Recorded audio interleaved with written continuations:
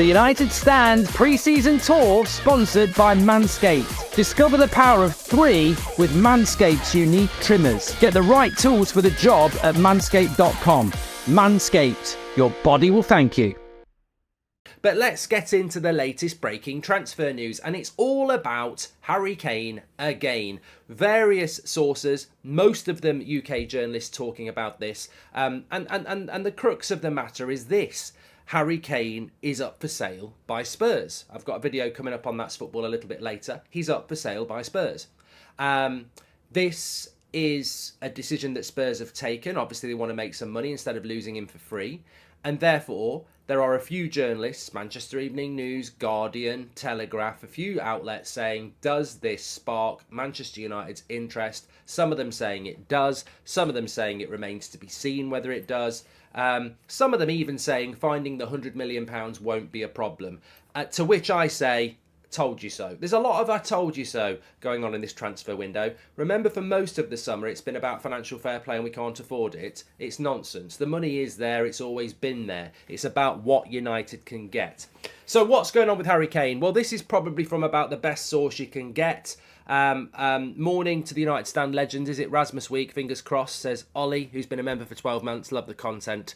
Got engaged to my girlfriend yesterday. Buzzing. Congratulations. What a positive news story to start the week. So, with regards to Harry Kane, the situation is this, and there's not really any reason to swerve away from it. It's very clear. The United position on Harry Kane has been and will be and will remain for this transfer window based around 3 factors. You can read what you like. You can join the speculation if you like. It might also be worth remembering it's in Spurs' interest to make out that United are interested or have a chance. Because if Spurs flirt with Manchester United and give them encouragement, they can push the price up with Bayern Munich, which is where they really want to sell him. But well, anyway, look, this is the situation with Manchester United. The bottom line is that Manchester United, Erik ten Hag, prioritised Harry Kane as their number 1 striker targets back in probably January. And it was reported widely. We discussed it. A lot of journalists said it. Harry Kane is the number 1 target for Manchester United this summer. And categorically, that is true. So, interest in Harry Kane is not speculative, it is true. He is the striker that Erik ten Hag wanted, and why wouldn't he? Probably the best number 9 in the Premier League in relation to overall game. Haaland is the best striker, but Harry Kane is a better build-up striker, which is obviously important to United. So the interest is there. The second point is, Manchester United's stance right now is that there is no chance of Harry Kane coming to Manchester United. As of today, as of the last few weeks, there is no chance. Even if they had £100 million and they could give it to Spurs, there is no chance of that deal happening, and that's a big if anyway. Have they got £100 million to do it? And the reason for that is that Spurs have made it categorically clear they will not sell Harry Kane to a Premier club. They won't do it. So, you know, end of the deal. And United do not have the negotiating prowess to do a deal with Spurs when Spurs are reluctant and adamant that it won't happen. Effectively, the bottom line from Manchester United is that if Harry Kane was to sign for Manchester United this summer, 2 major things would have to happen. 1, Spurs would have to change their resolute stance that they don't want to sell him to a Premier League club.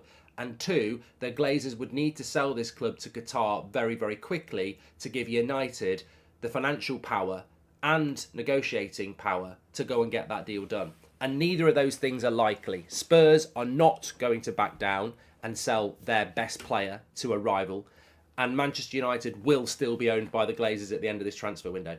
So, yes, Manchester United retain interest in Harry Kane and would like to sign Harry Kane, but the facts are they're not going to enter that race because they know there's just 2 major reasons why they can't win it. So, you might want to get excited. There's reason to get excited.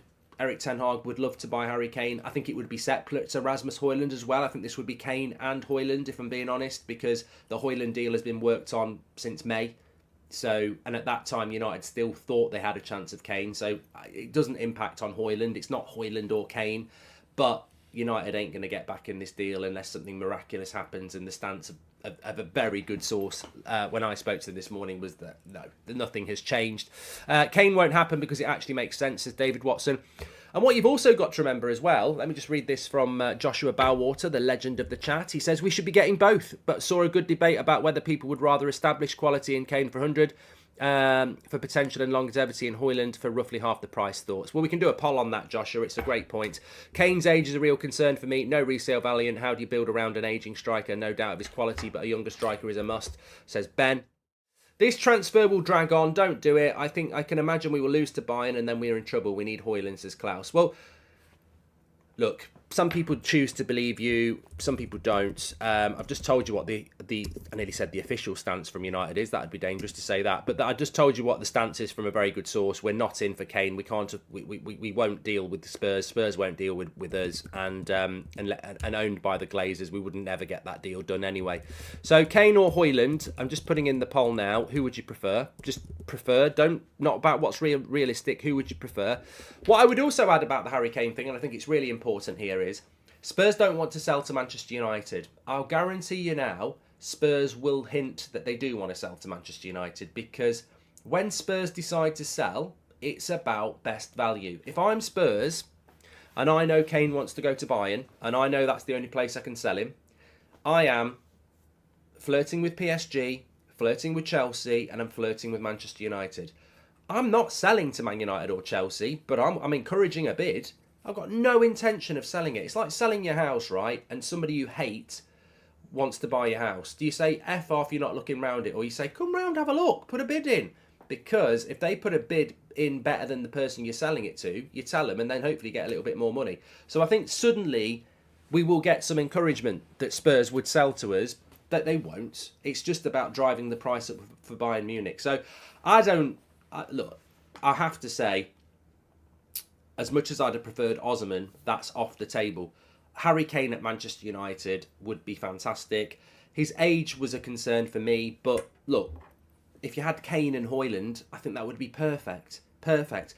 But there's talk of Harry Kane's wages being £30 million a year as well, which I just find incredible. I mean, £30 million a year, correct me if I'm wrong, you're talking what? What's £30 million a year?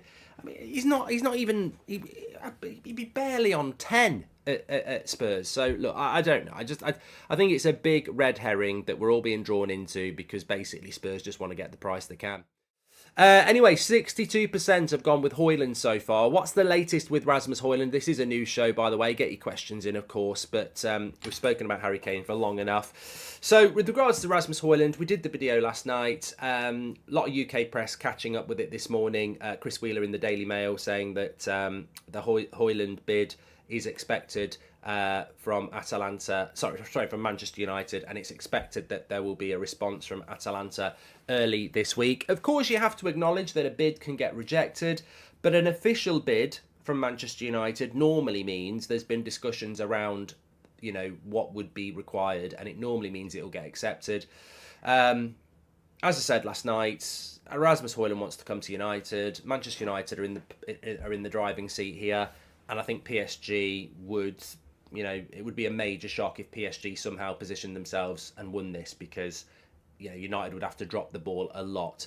Hopefully we will get some movement on this very, very quickly. Of course, sometimes we need to remind ourselves, what would the stages of this transfer be and where are we at? So traditionally you get personal terms agreed.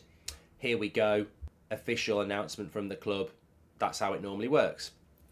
So, really, the next stage in this deal is, here we go, or deal done, whatever you want to call it. That's the next step, because personal terms are fine. Player wants to come. Once you've agreed a fee with Atalanta, it's here we go. Now, official announcement from the club could still be a week after that. We know it can take time, but that's where we're at with this deal. It's been worked on for so long around Hojlund and his desire to come to United and United's desire to sign him. This is really just about agreeing the fee. We've been in this position with Mount. We've been in this position with Onana as well. So, look, how long's a piece of string? Depends how long you cut it. But realistically, you could get a here we go this afternoon. You could get a here we go next week.